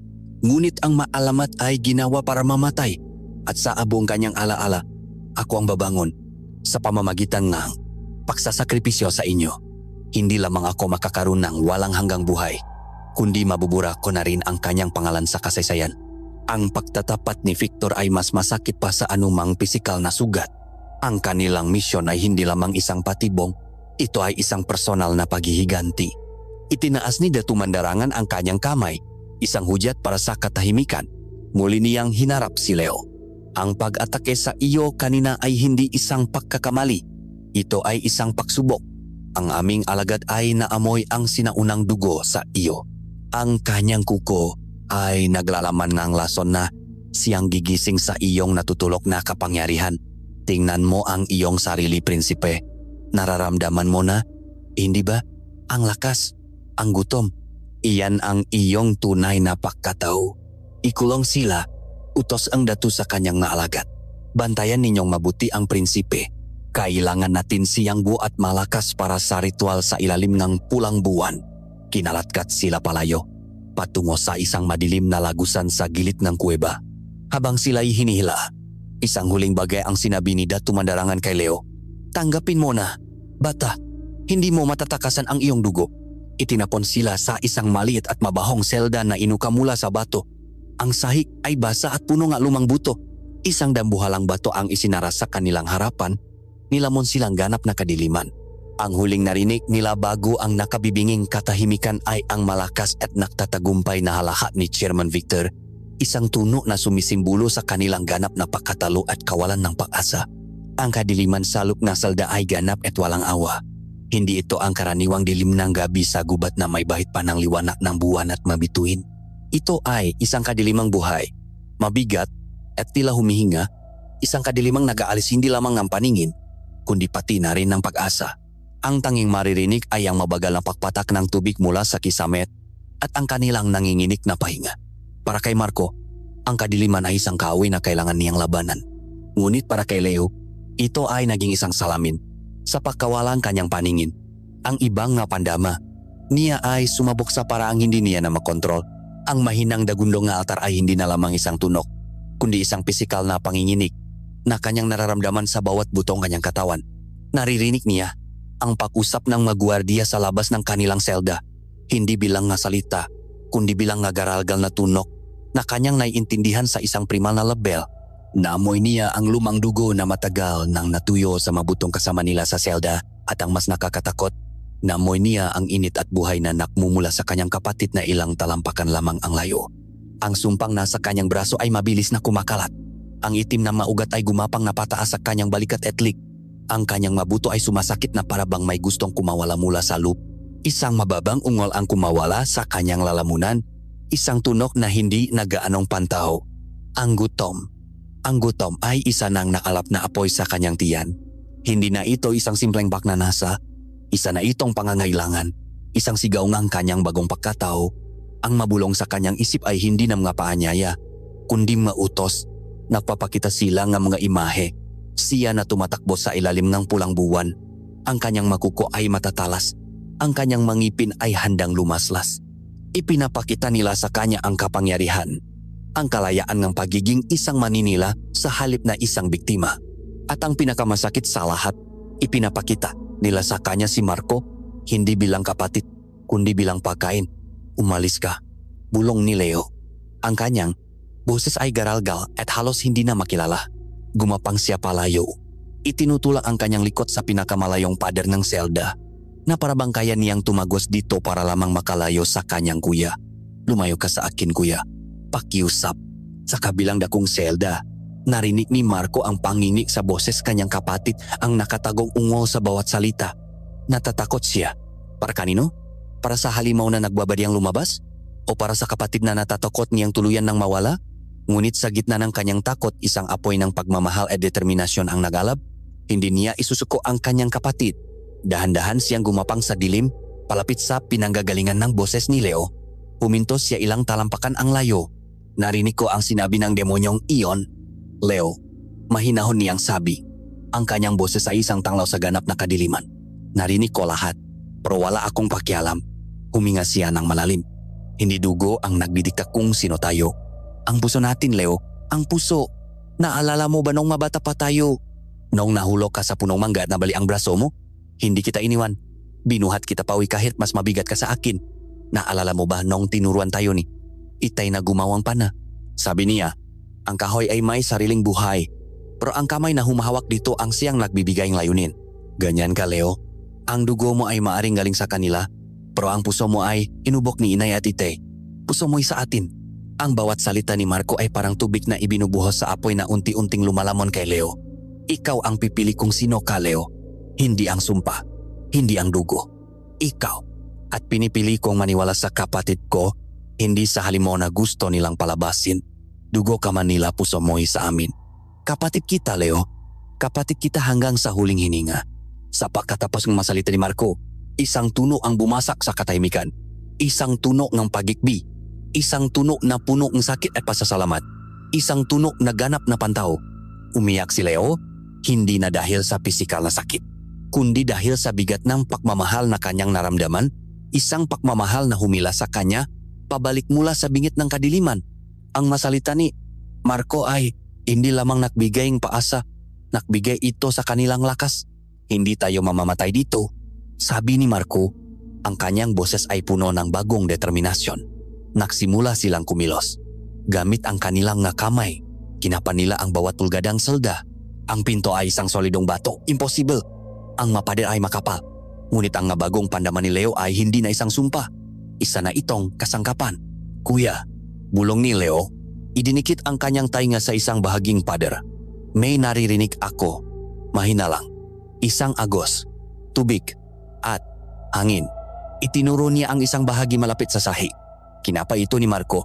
May isang bato na tila medyo maluwak kumpara sa iba. Sinubukan niya itong itulak ngunit hindi man lang ito gumalaw.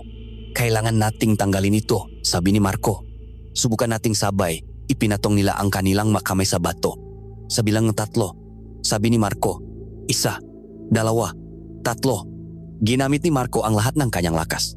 Ngunit naramdaman niya ang isang puwersang hindi pangkaraniwan mula sa kanyang kapatid. Ang lakas ni Leo ay hindi na lakas ng isang ordinaryong binata. Ito ay isang lakas na ipinanganak mula sa kanyang dugo, ngunit ngayon ay ginagamit ayon sa kanyang sariling pagpapasya. Dahan-dahan, sa isang nakakabinging pag-igik, ang bato ay gumalaw. Itinulak pa nila ito ng buong lakas hanggang sa tuluyan itong bumagsak papasok. Isang butas na sapat para sa isang tao ang nabuksan. Ang amoy ng sariwang hangin at basang lupa ay pumasok sa selda. Sa likod ng bato ay isang makitit na lagusan, isang lumang daluyan ng tubig o isang lihim na daanan na matagal nang nakalimutan. Ito ang kanilang paasa. Hindi na sila naaksay ng panahon. Ako ang mauna, sabi ni Marco. Pinilit niyang ipaso ang kanyang katawan sa masikip na butas. Si Leo, na may bagong determinasyon sa kanyang mga mata, ay sumunod. Ang kanilang pagtakas ay hindi madali. Ito ay isang mabagal at mahirap na pagapang mula sa isang kadiliman patungo sa isa pa. Ngunit ngayon, hindi na sila nag-isa sa kanilang laban. Makasama nilang nilisan ang selda, hindi lamang bilang makapatid sa dugo, kundi bilang makakampi na piniling labanan ang kadilimang nagbabantang lumamon sa kanila. Ang lagusang kanilang tinaha ay nakatapos sa isang maliit na siwang na natatakpan ng makapal na damo. Malayo sa pangunahing pasukan ng Bambang Lagim. Paglabas nila, ang hangin ng gubat ay tila masariwa. Ang liwanag ng buwan ay mas maaliwalas. Ngunit ang kapayapaan ng paligid ay kabaliktaran ng kaguluhang nagaganap sa kanilang kaluban. Sila'y sugatan, pagod, at ang bigat ng kanilang nga nalaman ay tila isang malaking batong nakadagan sa kanilang nga balikat. Alam ni Marco na ang pagbabalik sa nayon ay hindi na isang opsyon. Ang panganib na dala ni Leo ay masyadong malaki. At sino ang kanilang lalapitan? Sino ang maniniwala sa isang kwentong tila hinugot sa isang masamang panaginip?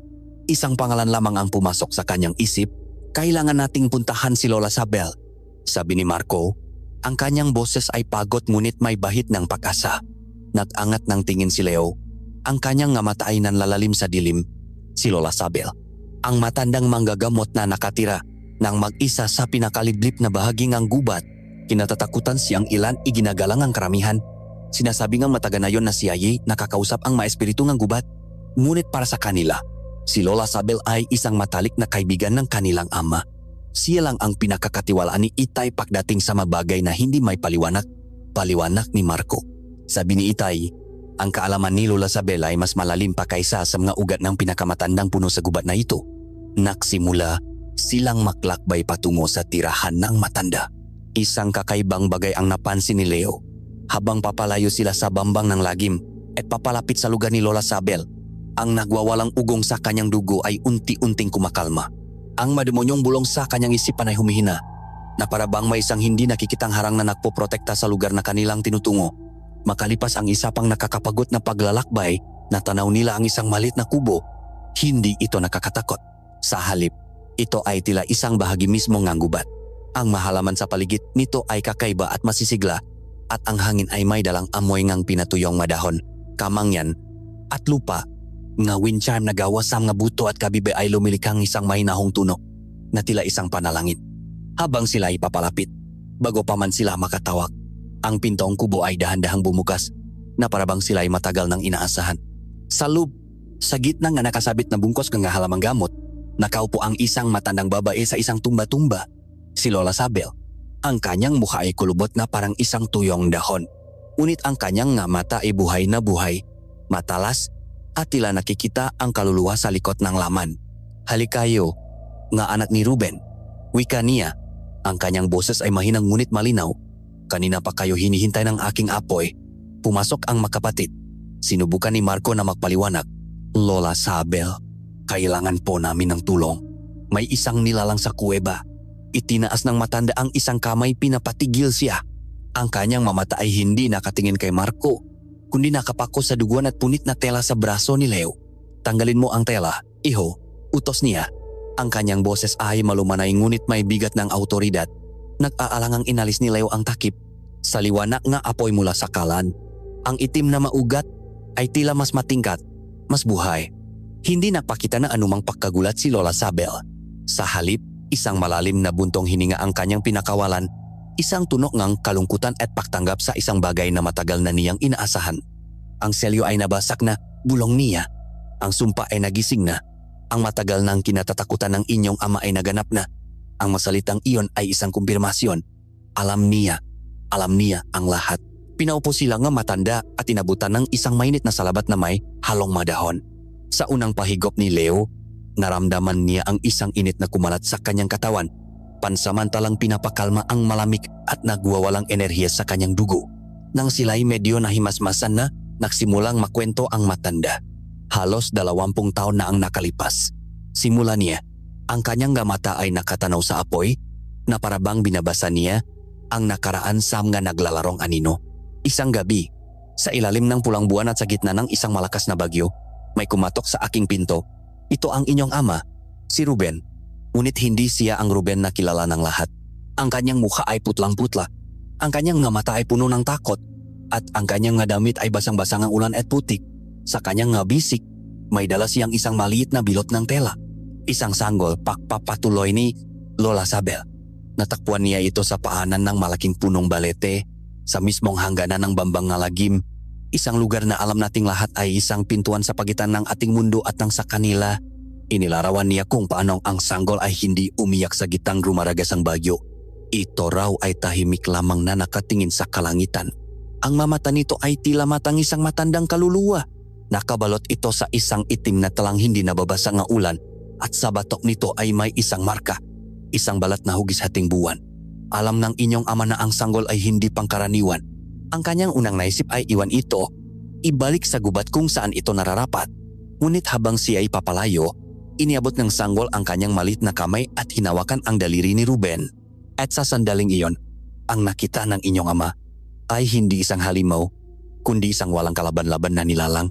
At doon, sa gitnang bayo, gumawa siyang isang pagpapasya na makbabago sa kanyang buhay magpakailanman. Dinala ni Ruben ang sanggol sa kanya kay Lola Sabel. Humihingi siya ang tulong, sabing matanda. Isang bakas ng lungkot ang dumaan sa kanyang mamata. Alam niyang may kadiliman sa dugong atang ito, ngunit nakita rin niya ang potensyal para sa liwanag. Tinanong niya ako kung may paraan upang protektahan ang bata, hindi mula sa mundo kundi mula sa kanyang sarili. Ginamit ni Lola Sabel ang kanyang kaalaman sa mga sinaunang halaman at ritual. Gumawa akong isang espesyal na langis mula sa ugat ng punong pili at gatas mula sa dahon ng Doña Aurora. Isang langis na may kakayahang patulugin ang dugo upang supilin ang likas na kadiliman nito. Bawat buwan, sa loob ng maraming taon, palihim na dinadala ng inyong ama ang sanggol dito upang aking pahiran. Ito ang nagbigay daan upang ang kanyang pagiging tao, ang pagkataong inaruga ni na Ruben at Elena, ang siyang lumago at maging mas malakas. Tumingin siya ng diretso kay Leo. Ikaw ang sanggol na iyon, Leo. Ngunit nagbigay akong babala. Pagtatapos ni Lola Sabel, ang bisang langis ay hindi panghabang buhay. Ito ay isang selyo lamang, hindi isang lunas. Isang malakas na puwersa tulad ng dugo ng isang kamag-anak o isang direktang pag-atake na may layuning gisingin ang sumpa ang maaring bumasak dito. Huminto siya at tiningnan ang sugat ni Leo at ang kuko ang nilalang na iyon ang naksilbing susi. Ang buong kwento ay bumalot sa kubo. Si Marco ay hindi makapagsalita, nakatingin sa kanyang kapatid na may bagong pag-unawa, isang halo ng takot, awa at isang mas malalim na pagmamahal. Si Leo naman ay tahimik na lumuluha. Ang buong buhay niya, ang kanyang buong pagkatao, ay isang kasinungalingan na binuo mula sa pagmamahal. Hindi siya anak ni Ruben. Siya ang halimaw na piniling iligtas at mahalin ng kanyang ama. Ang katotohanan ay masakit at mapait, ngunit sa kauna-unahang pagkakataon, nagsimula siyang maintindihan.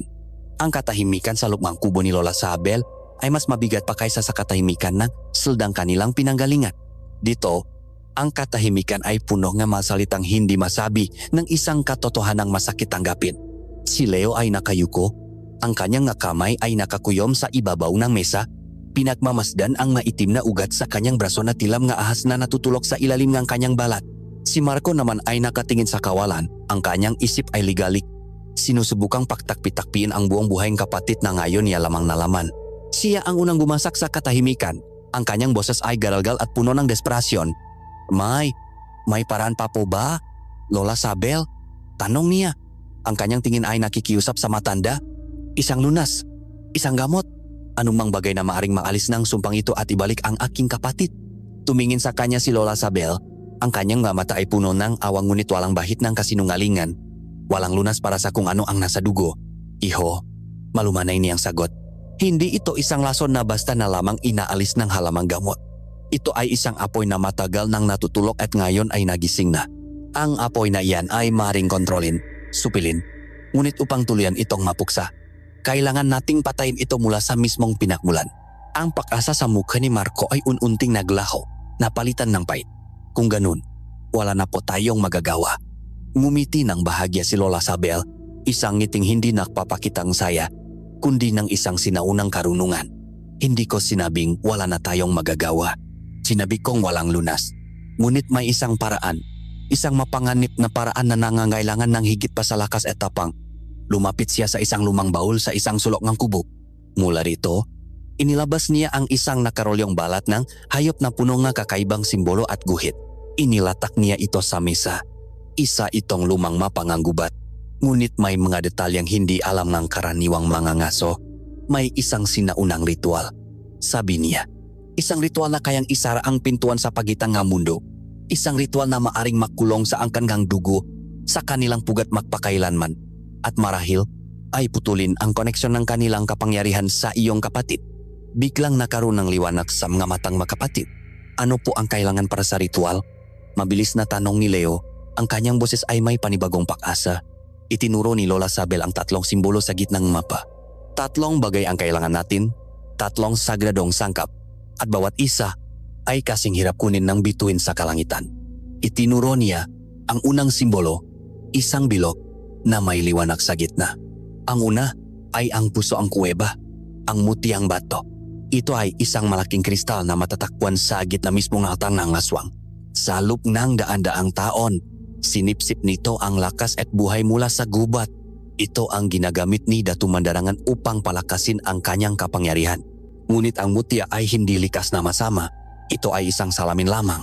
Kung ano ang ibigay mo sa kanya ay siya niyang ibabalik ng may 100 lakas. Kailangan nating bawiin ang mutya mula sa kanilang kontrol. Kailangan nating gamitin ang dalisay nitong kapangyarihan upang isara ang bibig ng halimaw. Itinuro naman niya ang ikalawang simbolo, isang patang dugo. Ang kanyang tingin ay bumaling kay Leo. Ang ikalawa, ang pinakamahalaga sa lahat, ang dugo na siyang susi. Ang kusanglop na dugo ngang nawawalang dugo. Napahawak si Leo sa kanyang dibdib. Ang aking dugo, tumango si Lola Sabel. Dahil ang iyong dugo ang susi sa kanilang ritual ng kapangyarihan, ito rin ang tanging susi na maaring makandado nito. Ngunit hindi ito maaring kunin ng sapilitan. Kailangan itong ibigay ng buong puso. Isang pakpili. Isang malinaw na pagtakwil sa kadilimang iyong pinakmulan at isang ganap na pagyakap sa liwanag na iyong kinalakihan. Kung ang dugo ay kukunin sa iyo ng labak sa iyong kaloban, ito'y magsisilbi lamang na panggatong sa kanilang kasamaan. Ang bigat ng pagpapasya ay bumaksak sa mga balikat ni Leo. Ang kanyang buhay, ang kanyang pakpili, ang siyang magdidiktang kapalaran ng lahat. Sa huli, itinuro ng matanda ang ikatlong simbolo, isang apoy na nagliliyap. Ang kanyang gamatang matatalas ay bumaling naman kay Marco. At ang panghuli, ang sangkap na magbubuklot sa lahat, ang apoy ng paninindigan. Naguluhan si Marco. Apoy? Paano po? Hindi ito isang ordinaryong apoy, Marco. Paliwanag ni Lola Sabel, ito ang apoy na nagliliyap sa puso ng isang tagapagtanggol. Ang dalisay at hindi matitinak na pagmamahal at determinasyon. Ang ritual ay magpapakawalangang isang napakalakas at magulong enerhiya. Kailangan nito ngang isang angkla, isang gabay na tao upang ituon ang kapangyarihan nito. Ang iyong pananampalataya sa iyong kapatid, ang iyong panatan na handa kang harapin ang kamatayan para sa kanya. Iyan ang magsisilbing kalasak at espada ng ritual na ito. Ang iyong pagmamahal, Marco, ang siyang magiging liwanag na gagabay sa atin sa kadiliman. Sandaling katahimikan ang muling bumalot sa kubo. Ang plano ay malinaw na ngayon, ngunit ang panganib ay mas malinaw pa. Isang misyon na halos imposible. Lahat ng tingin ay napunta kay Leo. Ang kanyang nangingini ng mga kamay, ang kanyang takot, ang kanyang pakalito. Tiningnan niya ang itim na ugat sa kanyang braso, ang simbolo ng kanyang nakaraan. Pagkatapos ay tiningnan niya ang kanyang kuya, si Marco, ang simbolo ng kanyang pamilya, ang kanyang piniling pagkatao. Naalala niya ang nasalita nito sa selda. Ikaw ang pipili kung sino ka. Huminga siya ng malalim at sa kanyang pakbuga, tila inilabas niya ang lahat ng kanyang pag-aalinlangan. Tumayo siya. Ang kanyang tindig ay hindi na nakayuko sa takot, kundi tuwid at puno ng isang bagong tapang. Gagawin ko po, sabi niya. Ang kanyang boses ay mahina, ngunit walang bahid ng pagdududa. Kung ito ang tanging paraan para matapos ang bangungot na ito at para protektahan ang pamilya ko at ang San Isidro, gagawin ko. Tinatakwil ko ang dugong ito, pinipili ko sila. Lumapit si Marco at ipinatong ang kanyang kamay sa balikat ni Leo. Hindi ka nag-iisa, bunso, sabi niya. Ang kanyang boses ay puno ng pagmamalaki. Makasama tayo dito. Hanggang sa huli, ako ang iyong magiging apoy. Ngumiti si Lola Sabel. Kung gayon, ang plano ay buo na. Ngunit kailangan nating kumilos ng mabilis. Ang ritual ay dapat gawin sa ilalim ng pulang buwan sa mismong gabi kung kailan pinaplano ng angkan ng dugo na salakayin ng nayon. Sa gabing iyon, ang hangganan sa pagitan ng mamundo ay pinakamanipis at ang kapangyarihan ng kuweba ay nasa kanyang kasukdulan. Lahat o wala, binigyan sila ng matanda ng nagamit. Isang maliit na punyal na gawa sa buto para sa pakuhan ng dugo, masupot ng halamang gamot na may matapang na amoy upang itaboy ang mabababang uring nilalang, at isang huling basbas. Ang kanilang misyon ay malinaw na, pasukin ang pugat, agawin ang mutya, at isagawa ang ritual sa mismong altar ng kawe habang ang mga ito ay abala sa paghahanda sa kanilang sariling madugong seremonya. Ang tatlo, ang nawawalang prinsipe, ang matapang na tagapagtanggol, at ang sinaunang pantas ay handa na. Tumingin sila sa labas ng bintana. Sa kalangitan, ang buwan ay mayroon ng bahagyang kulay kalawang. Ang pulang buwan ay paparating na. Ang oras ay paubos na. Ang paglubok ng araw sa gabing iyon ay hindi nakdala ng karaniwang takip silim. Sa halip, ang buong kalangitan ay tila nagdugo. Isang malalim na kulay pula ang kumalat mula sa kanuran. Nilalamon ang nahuling bahit ng asul na langit. At naang tuluyang mahari ang gabi, isang panibagong liwanag ang umakyat sa kalangitan. Hindi ito ang maputlang liwanag ng isang ordinaryong buwan. Ito ay isang dambuhalang mata na kulay dugo, nagmamasid sa lupain sa ibaba. Ang pulang sinak nito ay hindi nagbibigay liwanag, kundi nakpapalit ng anyo ng lahat ng bagay. Ang puno ay tila naging makalansay na nakaturo sa langit, at ang maanino ay sumasayaw na parang mademonyo. Ito ang pulang buwan, ang gabing kapangyarihan. Sa loob na kubo ni Lola Sabel, ang epektong buwan ay agad na naramdaman, lalo na ni Leo. Isang alon ng enerhiya, mainit at mabangis, ang biglang dumaloy sa kanyang mga ugat. Ang pag-alap ng kanyang dugo ay kasabay ng pag-alap ng buwan sa kalangitan. Naramdaman niya ang isang lakas na hindi pa niya nararanasan. Isang pakiramdam na kaya niyang gawin ang lahat. Ngunit kasabay ng lakas na ito, ang gutom ay bumalik ng may mas matinding puwersa. Ang bawat tibok ng puso ng kanyang kapatid sa tabi niya ay parang isang tambol na tumatawag sa kanyang pangalan. Ang kanyang nakalamnan ay nanikip at kinailangan niyang ibahon ang kanyang makuko sa kanyang palat upang pigilan ang isang ungol na namumuo sa kanyang lalamunan. Labanan mo, Leo, mahinang sabi ni Lola Sabel. Hindi man lang lumilingon mula sa kanyang ginagawa. Ang lakas na iyan ay sa iyo. Huwag mong hayaang ito ang magdikta sa iyo. Hinihingal na tumango si Leo. Ipinikit ang kanyang nga mata at pinilit na isipin ang mukhang kanyang ina, ang ngaarang kanyang ama, ang determinasyon sa mga matang kanyang kuya. Siya ang pipili. Siya ang pipili. Tinapos ni Lola Sabel ang kanyang paghahanda. Kumuha siya ang isang maitim at mabahong langis at ipinahit ito sa kanilang mano. Langis mula sa sinuno na balat na ahas at abong punong kamuning. Paliwanag niya. Itatago nito ang amoy ng ating pagiging tao mula sa mga mabababang uri ng kanilang lahi. Sa ilalim ng pulang buwan, ang kanilang lakas ay nasa kasukdulan. Ngunit ito rin ang gabing pinakamahina ang kanilang pag-isip dahil sila'y ginugutom at nilalasing ng kapangyarihan ng buwan. Ang kanilang talino ay napapalitan ng baksik. Gamitin ninyo iyan laban sa kanila. Tumayo silang tatlo, handa na. Ngunit bago sila makahakbang, isang tunok ang pumunit sa katahimikan ng gabi. Isang tunok na nagpatigil sa pagtibok ng kanilang mga puso. Isang sigaw ng isang tao mula sa malayong nayon. Isang sigaw na biglang naputol. Sinundan ito ngang sabay-sabay na paktaholang na aso. Isang tunog ngang galit at matinding takot na pagkatapos ay isa-isang nanahimik mula sa kanilang kinalalagyan sa gilid ng gubat. Kitang-kita nila ang malilit na ilaw ng San Isidro. Ngunit ngayon, ang nga ilaw na iyon ay nagsimulang magpatay-sindi sa kaguluhan. Isang malaking anino na may pakpa ang kanilang nakita na bumulusok mula sa kalangitan patungo sa isa sa mga bahay. Sinundan ng tunog ng nababasak na kahoy at isa pang desperadong sigaw. Nagsimula na sila, sabi ni Marco. Ang kanyang makamay ay nakakuyom sa galit. Ang kanyang pamilya, ang kanyang magkaibigan, ang kanyang buong nayon ay inaatake. Ang bawat sigaw na kanyang naririnig ay isang patalim na tumutusok sa kanyang dibdib. Gusto niyang tumakbo, bumalik at lumaban kasama nila. Ngunit pinigilan siya ni Lola Sabel. Iyan ang kanilang patibong. Marco, sabi nga matanda. Ang kanyang boses ay kalmado sa gitnang kaguluhan. Nagpadala si Datu Mandarangan ng karamihan sa kanyang ukbo upang lumihan ng takot at kaguluhan at upang mangolekta ng manggaalay para sa kanyang ritual. Habang ang Malobo ay abala sa matupa, ang pinuno nila, kasama si Victor at ang kanyang napiling alagad, ay nasa bugat, naghahanda para sa tunay na seremonya.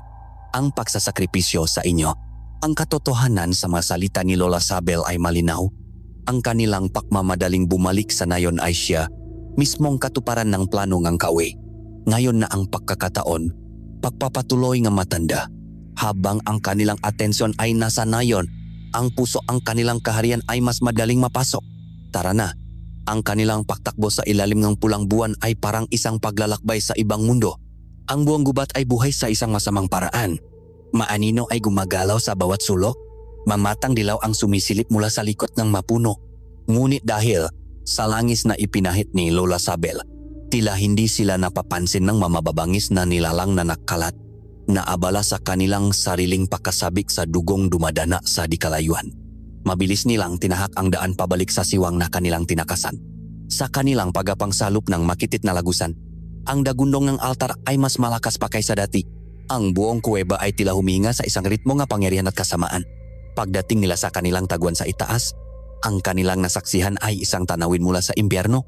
Ang buong kuweba ay naliligo sa isang matingkad na pulang liwanag na nagmumula sa mutyang bato, na ngayon ay pumipintik na parang isang buhay na puso sa ibabaw na altar. Ang enerhiya ay napakatindi. Halos isang pisikal na puwersa na nagpapahirap sa kanilang pahinga. Sa ibabaw ng altar, nakataas ang makamay. Nakatayo si Datu Mandarangan naliligo sa pulang liwanag, tila isang baringa kadiliman. Sa kanyang tabi ay si Chairman Victor. Ang kanyang mukha ay isang pinahalong tagumpay at takot. At sa paligid ng altar, bumubuo ng isang bilok, ay ang napiling gwardiya ng Datu. Sila ay mas malalaki, mas matitipuno kaysa sa mga karaniwang nilalang. Ang kanilang mabalat ay mas makapal at sila ay may mahawak na sandatang gawa sa buto at obsidian. Sila ay abala sa isang ritual na pag-awit, isang kanta na nagpapayani sa buong lugar. Ito na, bulong ni Marco. Hinugot niya ang ita ng kanilang ama. Ang bakal ay tila kumislap sa ilalim ng pulang ilaw. Ako ang bahala sa mga gwardiya. Kailangan ninyong makarating sa altar. Si Leo, na nasa kanyang likuran, ay hinugot ang punyalabigay ni Lola Sabel. Ang kanyang takot ay napalitan na ng isang malamig na determinasyon. Ang kanyang mapandama, nga dati isang sumpa, ay sana ngayong sandata. Malinaw niyang nakikita ang bawat gwardiya, ang bawat pagitan sa kanilang hanay, ang bawat kahinaan. Si Lola Sabel naman ay may hawak na isang supot na mga pinulbos na sangkap. Ang kanyang ngalabi ay bumubulong ng isang panalangin hindi nila maintindihan. Dahan-dahan silang bumaba mula sa kanilang taguan. Gumagalaw sa mga anino sa gilid ng kuweba. Bawat hakbang ay maingat. Bawat pahinga ay pinigil. Hanggang sa narating nila ang sahig. Huminto sila sa likod ng isang malaking haligi ng bato. Ito na ang huling saglit ng katahimikan. Huminga ng malalim si Marco. Tumingin siya sa kanyang kapatid. Pagkatapos ay kay Lola Sabel at tumango. Walang salitang namutawi, ngunit ang kanilang pagkakantindihan ay ganap. Sumilip siya mula sa haligi. Ang magwardiya ay nakatalikot, ang kanilang buong atensyon ay nasa ritual. Ito na ang pagkakataon. Walang babala, lumabas si Marco mula sa manino. Humiyaw siya ng malakas. Isang sigaw ng digmaan na punong galit at sakit para sa kanyang nayon. Isang sigaw na bumasak sa masamang kanta ng mga aswang. Para sa San Isidro, kasabayin kanyang paksugot patungo sa altar. Ang napiling gwardiya ay nagulat. Lumingon sila na may pagkabigla at galit sa kanilang mamuha. Ang kanilang madilaw na mata ay nanlaki ng makita. Ang nag-iisang taong sumusugot sa kanila. Ang huling laban para sa kaluluwa ni Leo at para sa kinabukasan ng San Isidro ay nagsimula na. Ang sigaw ng digmaan ni Marco ay isang kidlat na gumuhit sa gitna ng madugong ritual. Sa isang iglap, ang mapiling gwardiya ng datu ay lumingon. Ang kanilang mamuha ay nakpapakita ng pakabigla na agad na palitan ng dalisay na baksik. Sa kanilang mga mata, si Marco ay isang langgam lamang na naglakaslop na hamunin ang isang dambuhalang pugat. Ngunit hindi nila alam na ang langgam na ito ay may dalang apoy. Ang sumunod ay isang sayo ng bakal at kuko, ng tapang ng tao laban sa lakas ng halimaw. Si Marco ay nag-isa laban sa 10 piling mandirigma. Ang bawat isa sa kanila ay mas malaki at mas malakas kaysa sa kanya. Ngunit si Marco ay hindi lamang lumalaban gamit ang kanyang ita. Lumalaban siya gamit ang lahat ng turo ng kanyang ama, ang bawat hibla ng kanyang pagmamahal para sa kapatid, at ang bawat patak ng kanyang determinasyon. Ang kanyang apoy ng paninindigan. Ang kanyang galaw ay mabilis at tiyak. Umikot siya at sumasayaw sa gitna nila. Ang kanyang ita ay tila isang sinang ng liwanag sa gitnang kadiliman. Sumasangga sa mga atake, lumilikang masugat at hindi nagpapatinat. Natusok ang kanyang tagiliran, nahiwa ang kanyang braso, ngunit hindi siya umatras. Naging isa siyang pader, isang hindi matitinak na pader sa pagitan ng mga halimaw at ng kanyang pamilyang nasa likuran niya. Habang si Marco ay lumilikhandaan, si Leo at Lola Sabel ay mabilis na tumakbo patungo sa altar. Ginamit ni Leo ang kanyang mabagong pandama hindi bilang sumpa, kundi bilang isang sandata. Sa kaliwa, sigaw niya at umiwas si Lola Sabel sa isang atakeng hindi niya nakita. Dalawa sa likod, babala niya at mabilis na nagagis si Lola Sabel ng isang supot ng pulbos na sumabog na parang isang nakakasilaw na liwanag. Pansamantalang binubulag ang mga humahabol sa kanila. Narating nila ang paanan ng altar. Sa itaas, si Datu Mandarangan ay nagmamasid lamang. Isang ngising ang paglilibang ang nasa kanyang ngalabi. Hindi siya gumalaw. Sa halip, nagsalita siya, hindi sa kanyang bibig, kundi sa isipan ni Leo. Apo, itigil mo na ang kahibangang ito. Ang boses ngang, Datu ay isang malamig na ahas na gumapang sa kanyang utak. Tingnan mo ang iyong kapatid. Isang hama na mortal na nagagaw buhay para sa isang bagay na hindi niya maintindihan. Sa aking panik, makakaroon ka ng kapangyarihang hindi mapapantayan. Sila ang iyong hawla. Ako ang susi sa iyong kalayaan. Nakpakita ang Datu ng maimay sa isip ni Leo. Siya na lumilipat sa kalangitan. Pinamumunuan ang isang hukbo ang gabi. Ang buong mundo ay nasa ilalim ng kanyang paa. Isang tukso ang walang hanggang kapangyarihan. Ngunit tumingin si Leo sa kanyang kapatid, si Marco, na ngayon ay nakaluhot na sa isang tuhot. Duguan ngunit patuloy paring iwinawasiwas ang kanyang ita. At ang pagpili ay naging napakalinaw. Hindi ka aking lolo, sigaw ni Leo. Hindi lamang sa kanyang isip kundi sa kanyang bibig ang kanyang boses ay umalingaw-ngaw sa buong kuweba. Ang pamilya ko ay ang nagmahal at nag-aruga sa akin. Hindi ang dugong pilit mong ipinapamana sa akin. Sa paksigaw niya, isang kakaibang liwanag ang bumalot sa kanya. Ang kanyang nga mata ay nagliyab. Hindi nang dilaw na apoy na angkan ng dugo, kundi ng isang matatak at maningning na kulay pilak. Ginamit niya ang kanyang bagong bilis at lakas at sa isang iglap ay nasa ibabaw na siya ng altar, hinarap ang nagulat na datu. Habang abala si Leo sa paglaban sa datu, mabilis na umakyat si Lola Sabel sa altar. Inilagay niya ang kanyang nga kamay sa pumipintik na mutyang bato. Nagsimula siyang bumikas ng mga salita sa sinaunang wika, isang wikang liwanag at paglika, ang direktang kasalungat ng madilim na ritual ng mga aswang. Leo, ngayon na, sigaw matanda. Sa gitna ng kanilang paglalaban, itinaas ni Leo ang punyal na bigay sa kanya. Walang pag-alinlangan, hiniwa niya ang kanyang palad. Ang kanyang dugo, ang dugong susi, ay tumulo sa ibabaw ng kumikinang na mutya. Ito ang kanyang kusanglop na pagpili. Ngunit sa sandaling iyon, si Chairman Victor, na kanina pa nag-abang sa gilid, ay nakakitang pagkakataon. Sa kanyang kasakiman, sumugot siya patungo sa altar. Akin iyan, ang kapangyarihan. Huwasigaw niya habang itinutulak si Lola Sabel at sinubukang hawakan ang mutya. Nag-aakalang kaya niyang angkinin ang lakas nito para sa kanyang sarili. Sa pagdikit ng kanyang makamay sa mutya, na ngayon ay nagumapaw sa pinagalong sinaunang enerhiya sa kusanglop na dugo ni Leo at sa apoying panininigan ni Marco. Nakuha niya ang higit pa sa kanyang hiniling. Ang dalisay at magulong kapangyarihan ay bumuhos sa kanya. Sumigaw siya, isang sigaw na hindi napantaw. Ang kanyang katawan ay mabilis na nangulubot. Tumanda ng 1,000 taon sa loob ng ilang segundo. Bago tuluyang naging alikabok at tinangay ng hangin, ang kanyang kasakiman ang siyang naging sarili niyang libingan. Sa pagkawala ni Victor, ang ritual ay narating ang kanyang kasukdulan. Isang nakakasilaw na puting liwanag ang sumabok mula sa mutya ng bato, isang liwanag na puro at banal. Ang liwanag ay gumapang sa buong kuweba at bawat aswang na tamaan nito ay sumisigaw sa matinding sakit habang sila ay nasusunok na parang papel. Maging si Datu Mandarangan ay napaatras. Ang kanyang balat ay nakapoy. Nagsimulang yumanik ang buong kuweba. Ang mabato ay nagsimulang maglaglagan mula sa kisame. Ang pugat ay guguho na.